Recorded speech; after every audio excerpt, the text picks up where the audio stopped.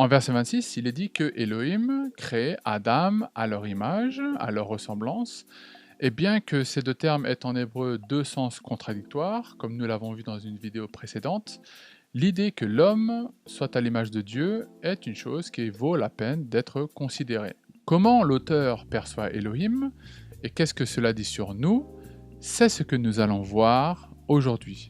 La première chose qui saute aux yeux quand on lit Genèse 1, c'est que Elohim crée. Oui, mais pas n'importe comment. Avant chaque acte de création, Elohim parle. Ils énoncent tout simplement ce qui va être créé.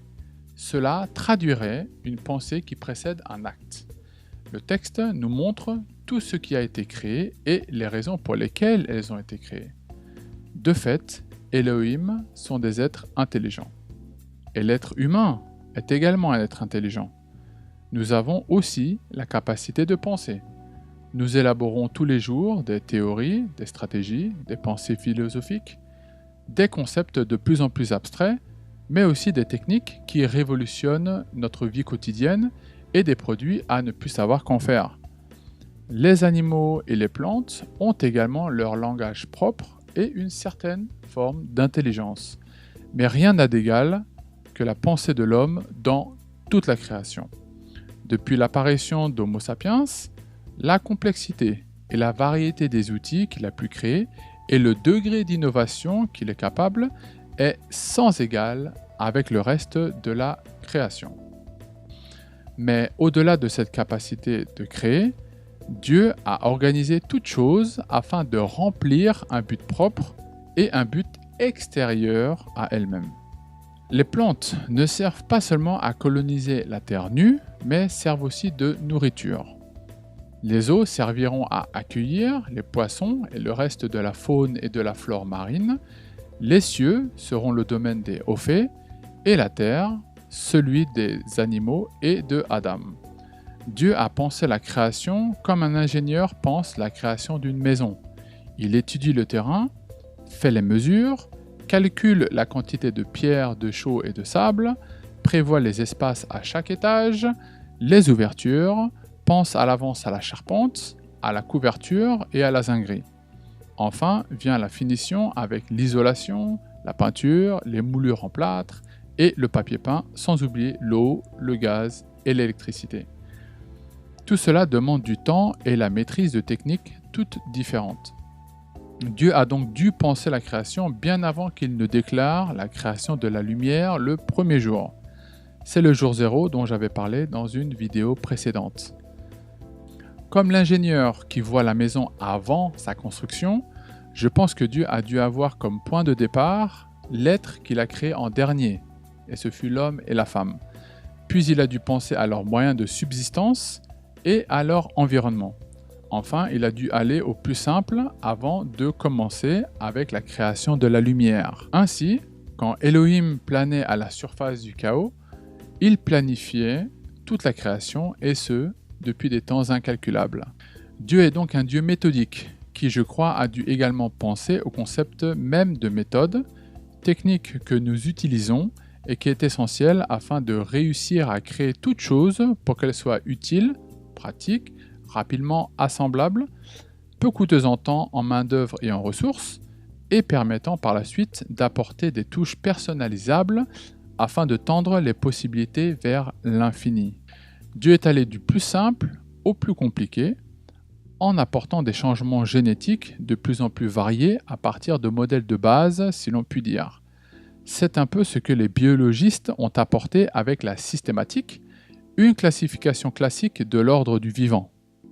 Les 7 règnes qui sont Archaea, Bacteria, Protozoa, Chromista, Plantae, Fungi ou Fungi et Animalia. Nous avons plus de 400 000 espèces de plantes, 100 000 espèces de champignons et 1 250 000 espèces d'animaux répertoriés à ce jour. Cette grande variété ne tient pas en compte les millions d'autres espèces encore inconnues. C'est cette diversité qui reflète la pensée profonde et féconde d'un Dieu d'ordre qui est à la fois grand mathématicien, grand ingénieur, grand penseur et grand artiste. Elohim rend aussi la justice, Le terme Elohim renferme déjà en son sein le sens de myriade de juges. Quand il crée, il considère presque toujours la création avant de donner leur verdict. Il voit que cela est bon. Combien d'essais, combien de tentatives dans les ténèbres de Halayla avant d'arriver à un résultat positif. Mais quand ils y arrivent, ils ne jugent pas seulement la chose créée comme finie en elle-même, mais la jugent pour le potentiel qu'elle peut avoir avec le reste de la création. En effet, quand la lumière est créée, c'est pour voir s'amorcer le mouvement du temps, ce qui donnera par la suite le jour et la nuit, les luminaires et tout ce qui va avec. Le changement des saisons, qui va avoir un impact direct sur la germination des graines, la floraison des plantes et l'apparition des fruits.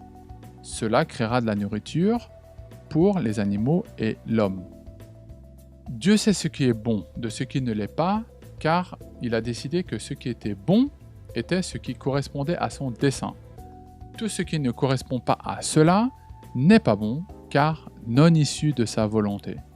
Quand l'homme crée un outil, il le crée pour une fonction bien définie, celle de répondre à un besoin. Tant que ce but ne sera pas atteint, il continuera à chercher le meilleur moyen d'y parvenir, et ce sans compter le temps ni l'effort. Une fois que l'outil répond à sa fonction, l'homme le considère comme bon. Mais cela ne s'arrête pas là, car il va toujours trouver le moyen de le parfaire. De plus, avec un besoin assouvi, un autre se créera, ce qui le poussera à trouver le moyen de le satisfaire et de ce fait, de créer un nouvel outil plus performant. Mais tout effort dans l'élaboration d'un projet a pour la personne qui y a contribué un sentiment absolu de propriété.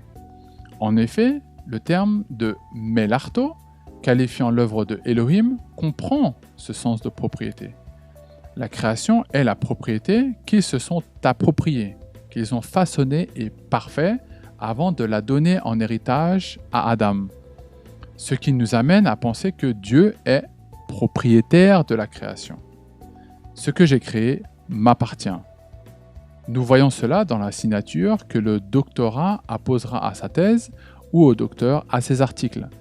Nous voyons cela également dans la signature que l'artiste apposera à son œuvre afin non seulement d'attirer à lui d'autres commandes, mais à lui de montrer que bien que son œuvre soit dans les mains d'autres personnes, elle lui appartiendra toujours. Car tout le monde se fout bien de savoir qui étaient les possesseurs successifs d'un Van Gogh ou d'un Monet, seul compte la connaissance de l'artiste et de son style.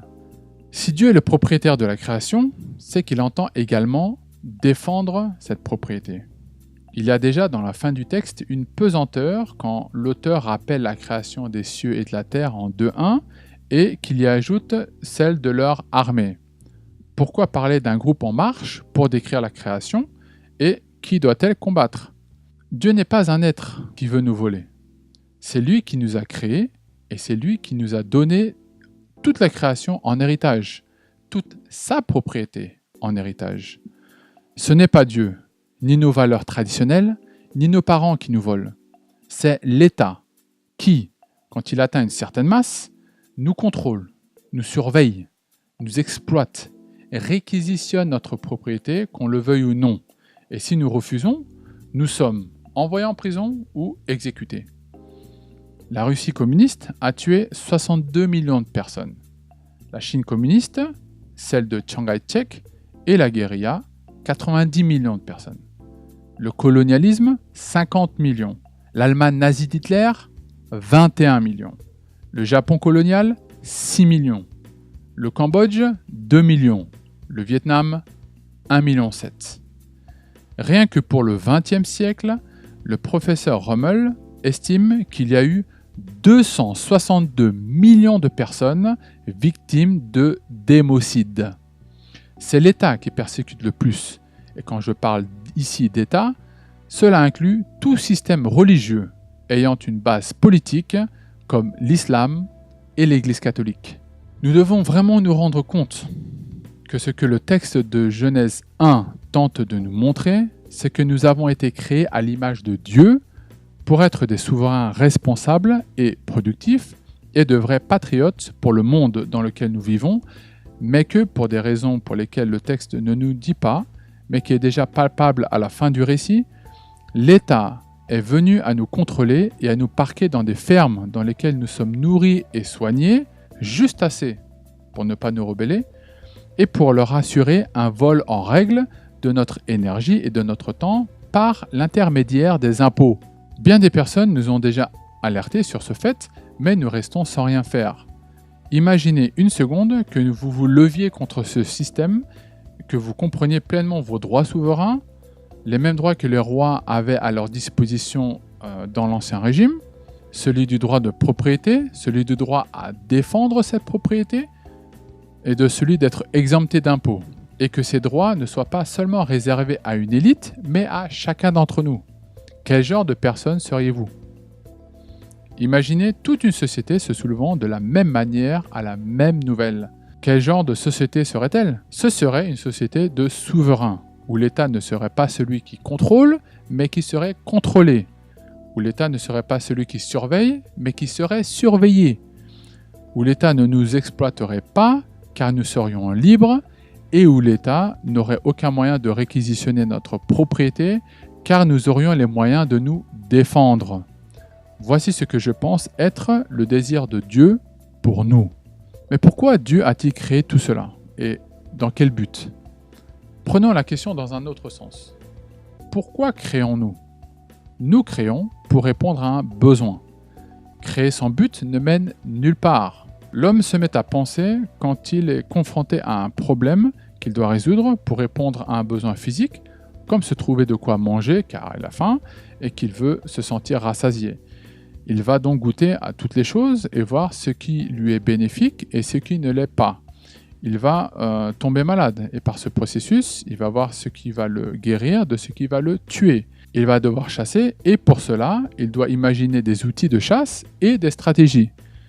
Il veut avoir davantage de force productrice, il va donc penser politiquement. Ce faisant, il améliorera sans cesse ses techniques, son environnement et ses moyens afin d'être toujours plus productif et performant. Mais pourquoi fait-il tout cela ? Que se passe-t-il une fois que le besoin, qui appelle à la création d'un outil ou à la solution d'un problème, est comblé ? Nous ressentons de la joie. Nous sommes satisfaits. Et comme Dieu, en voyant que l'objet que nous venons de créer remplit son utilité, nous voyons que cela est bon. Nous sommes heureux. Pourquoi Dieu a-t-il voulu tout créer ? Pour ressentir de la joie. Avec la nature, très certainement, et avec l'homme, absolument.